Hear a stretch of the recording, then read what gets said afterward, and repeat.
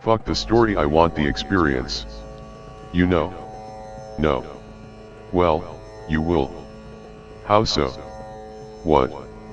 How will I know? When? What? Exactly. Okay. Meanwhile, the flames are licking up to the darkening sky between two bodies before him. We see him as he sees the fire. We are concerned for this strange man. He doesn't have to suffer to earn a place in our hearts, but he will. And in suffering, learn to appreciate all emotions as if they were part of one great joy. Let the blood wash over and feel yourself fade into the next phase. Let the blood wash away and remember what you are and will always be. Just that strange damned experiencing thing. And oh how I wish the page would just fucking turn. And then it does.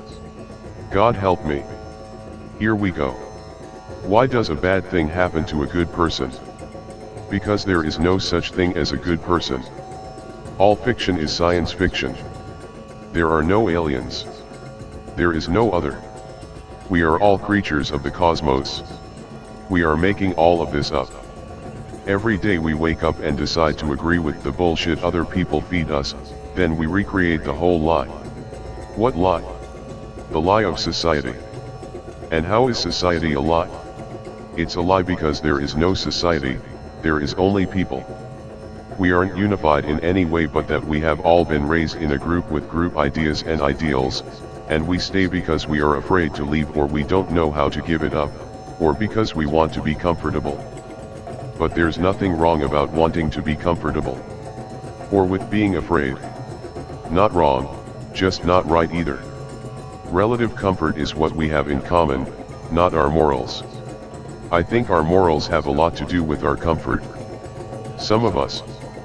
But not all of us. There are a lot of different people making up a society, and I seriously doubt that all of us agree on even one thing, including morality. I still don't see the lie. The lie is in the way we use words to limit our understanding. So you just don't like the semantics of society? I don't accept that just because many, or even most people use a word in a certain way that that word actually means what they think it does. So you think that meaning is incidental, despite how we feel? Yeah. I think that we say things and they have meaning when we say them, but that they may have a different meaning by the time they get into somebody else's head, then the meaning might change, it might be totally different. Because it doesn't really exist, independently. What if it does exist, independently? You don't know that it doesn't. No, I don't know. I think. Don't we all? Exactly. That's my point. We only think far enough to suit our comfort. Maybe. But lie is a strong word. And it requires intention. If there is no intention to our lives, besides our own individual intents, then it's more like a misnomer. Or a misunderstanding. Alright. Yeah, I am talking about words specifically, so maybe lie is a subjective term. But it's still bullshit. You know what I mean? Yeah. I think I do. Sunshine. Yes. This conversation is a bit dark, don't you think? What's so bad about darkness? It is the absence of light. Light is the source of all evil, isn't it? Not tonight. And what the fuck does that mean? Only that light is also the source of all pleasure. And all that is holy. Holy. Sure, why not? Right? Right. Fuckers. Equals. The idea is not to express my own egotistical perspective in the hope that others will be impressed. But then, why wouldn't that be the very idea? Why do my motives have to define the essence of a thing? Why can't I express these ideas for selfish reasons and still hope that others may be grateful for the effort, even if it is a testing of the awareness of strangers and a way to feel validated by people whose views and beliefs I may be challenging for my own amusement?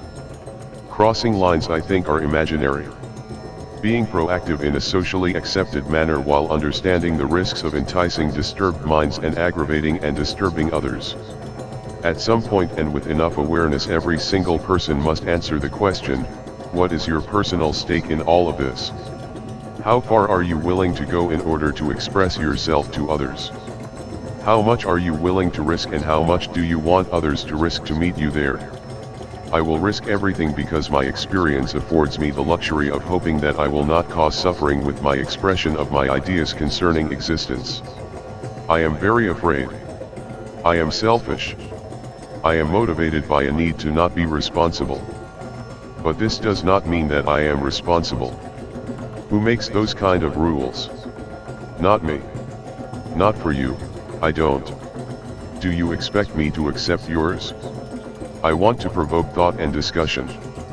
I want to illuminate, if possible. I want to flex my psychic muscles and enjoy this one more thing, that is, the pleasure of my thought process being validated by the reactions of others to the degree in which I can be aware of such things. I want to intellectually subvert and challenge. I want to transgress and help others to transcend what I believe are falsehoods. I want to be a willing part of the process, understanding itself, at least as much as it can given the limitations of perception and empirical understanding. We are free to experience the sensual. To be aware and sensitive and to feel full body pleasure is a form of hedonism. I suppose that I must be hedonistic. And I believe that this is being realistic. I believe that ideas are dangerous to us, and I want to be a messenger. Society is an arbitrary aspect of evolution. Yeah, but society is still our God, isn't it? Some of us. I mean, even people who rob banks probably believe in something that the people who run the banks do. It's all just people, doing what they think they have to in order to find some kind of comfort, whether or not that jives with some inconceivable objective reality. See, that's the problem for me. What is objective reality? Is it what we perceive? Empirical. But if you look at an optical illusions, you know that we can't trust that shit. Or can we? Same things, any way you spin it, once the doubt has been effectively set, who knows, about anything. But yet we have to keep taking. And the more we drink, the more we do, but it's all just BS in the end, isn't it? We all know that we are headed for a grave, or ashes, and what we have here, right now, is all there really is for us. The after is whatever you want it to be, whatever helps you sleep at night. That might not be enough. For some of us, sleeping is just nightmares. Hey, with the evil shit, there is righteousness sometimes, and no matter what these freaks tell you, that shit happened. Dead and buried, you experienced something good. Fuck that, you're just letting the music take over. And why not? Yeah. Because it's bullshit, and bullshit turns you away from the truth. Oh no, not the truth. Fuck you. Yeah, the truth. Which is what, pray tell? The only truly evil thing is progression. Fuck that, kids, keep us going on, you stupid cunt. And we should go on because we want to. What about those of us that ain't so hot on going on? Kill yourself if you don't want to be a part of it. Maybe I'll kill you too. What? Just to get off before I check out. That's nice. How about you just kill yourself and leave me be instead? How about, no. Psycho bitch. Labels are for children with no argument. And you're not a child. Only in the sense that I was condemned to experience this shit. And yet you are smiling. So it's not all bad. I can dig pleasure while acknowledging that the end result is shit. Are you just a victim of life? Poor little girl. Keep up with that sex talk and I'll kick you in the nuts and take a shit on you while you squirm. Then you'll know just how erotic life really is. Whatever, cunt. You can shit in my mouth and I won't give up the illusion. If there is no point to life, then I get to decide what the truth is just as much as you do. Tempt me, pig. Sorry. You guys are interesting. You know it. Sometimes you just got to let the freak flag fly, you know. Yeah, I think I do. Even so, there is no greater sin than having a kid. Children are awesome. Yeah, when they are kids, and when they grow up go out and rape somebody. Jesus, you walk in the darkness long enough it will seem like that is all there is. Like when you're sick and you forget what it was like to feel good. I think that's why people kill themselves. They just can't remember what it is like to feel good, you know. They've lost touch. Yeah. But you're always going to get sick again. And we train ourselves to accept that shit as if this is some great collective experiment, as if we are actually going somewhere. Maybe we are, you don't know. I know. Just because your daddy touched you before you could handle it doesn't make you an expert on the human condition. Jesus. No, fuck her. She started talking about this shit. Let's get into it then. It's fine. You still think there's some great consciousness working us? Heaven is in your mind. And hell is other people. Fucking philosophers may get off on thinking that way, but show me some practical action, then I'll be impressed. Do you have to be impressed for my philosophy to matter? To me. Not for me. Obviously. Everyone finds their own philosophy relevant. But that doesn't make it so. You're an idiot. Yeah. Yes. Why? Because you don't get that something can matter to me and not matter to you at the same fucking time. And we can both be right even if we think each other are wrong. I love these late night drunken arguments. I love how the charts fly up into the sky. That is some awesome shit, man. You know it? Fuck all of you. Cowards. You've got to wonder how we manage to keep whole nations together when such small groups can't even agree to disagree. Fuck that. I know what I'm talking about. Not my fault if the rest of you are sheep. No sheep here. Only slaves. Slaves to nature and slaves to man. I am happy to be a slave to nature. But I am glad not to be a slave to man. Or society. Society. Yes. I'm sorry.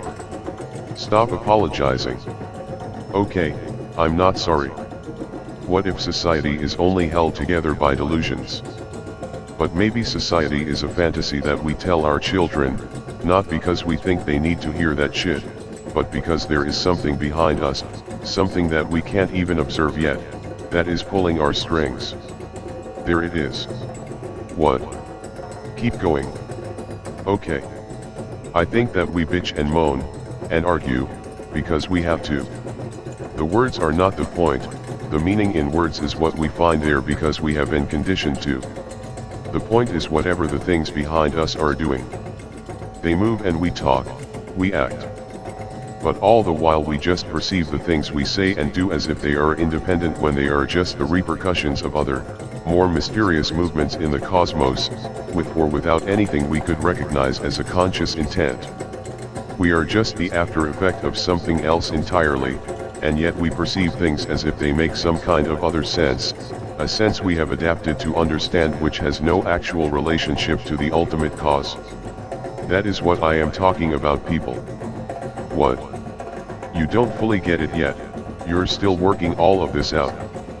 But, trust me, that is the closest anyone has gotten to the truth tonight. You have to forget yourself, whatever that really is. And come to the place where you are not afraid to question everything, even the things you find comfort in. We are one fragmentary aspect of a whole body, the only thing that actually exists, the universe itself. And everything is both connected by invisible strands and separate in experience. And we are the chosen animals only because we happen to be the ones that are aware of it all. Even though we cannot begin to comprehend the complexity of what reality actually is, and our languages divide us and fail to describe what we are collectively experiencing, there is a unifying energy that flows through and thereby connects us. Fuck love. Fuck the soul. We are like cells of blood moving through the body, and in knowing that we exist, we can alter the flow. Change the course of the universal body. Man. Okay, look, I don't know if it's beautiful, man. You don't have to agree with me. But I agree with you. Okay. We are definitely slaves to something. Sounds sublime at a distance and horrific in person. Like all other lives. Obsolete as an obelisk in an oasis. The rules.